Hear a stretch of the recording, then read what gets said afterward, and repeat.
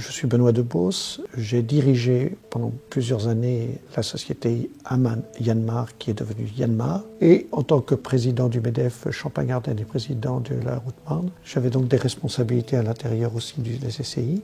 Pendant toute cette mandature, j'ai énormément défendu le fait que les CCI de territoire ne devaient pas fusionner. Car notre objectif, c'est d'avoir une vision avec la Meuse qui appartenait à deux régions différentes et ça aurait créé un problème rendant très difficile la possibilité de travailler en commun. Et il est important que la CCI territoriale, c'est-à-dire la CCI Haute-Marne, Meuse, etc., puisse être parfaitement en adéquation avec son territoire.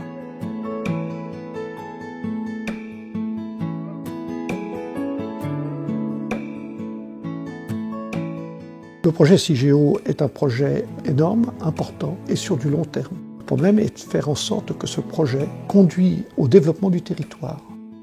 Mais quand on a deux départements, deux CCI, il nous faut trouver un lien. Nous avions envisagé la fusion des deux CCI, celle de la Meuse et de la Haute-Marne.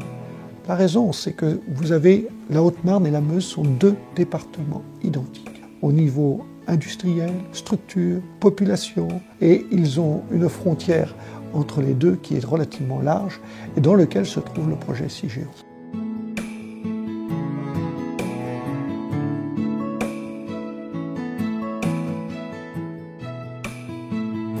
Il y a différents organismes qui agissent. Il y a le GIP. Le GIP participe à ce qu'on appelle Haute-Marne Expansion, qui est géré par la CCI. Haute-Marne Expansion, c'est l'aide aux entreprises, aux investissements. C'est un argument qui est fondamental même au niveau de la CCI. Ça, c'est la première chose. La deuxième chose, il y a les entreprises directes, c'est-à-dire EDF, CEA, Areva, qui ont un devoir d'investir dans le territoire ou de faire travailler le territoire. Il y a une laverie qui devrait venir à Joinville. Il y a d'autres organismes, je dirais, autour du nucléaire. Et peut-être qu'au bout de 15-20 ans, nous apercevrons qu'ici, il y a un microcosme qui se crée, mais ce n'est pas quelque chose qui se fait du jour au lendemain.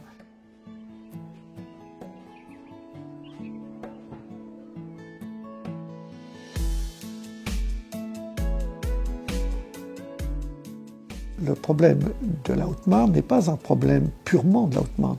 Le problème de la compétitivité est un problème français. C'est un problème du coût du travail en France. Si vous voulez, quand on est dans l'automobile, on est sur des marchés mondialisés.